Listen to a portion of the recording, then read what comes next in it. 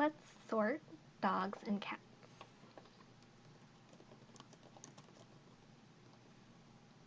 We'll choose a dog as a prompt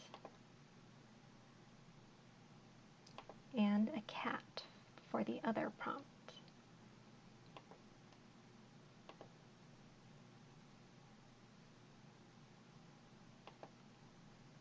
For items in category, we'll choose different dogs. So we'll choose 2 for each.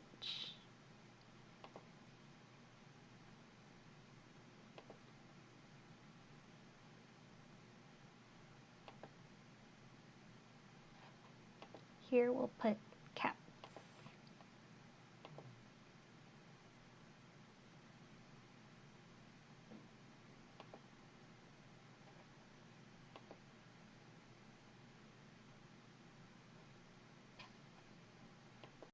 Here is sort, so the user can put dogs and cats on the correct line.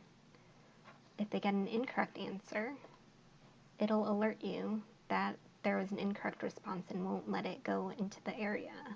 You can prompt the user by putting a picture of it and then moving it back, so they know to move dog to the dog pile and cat.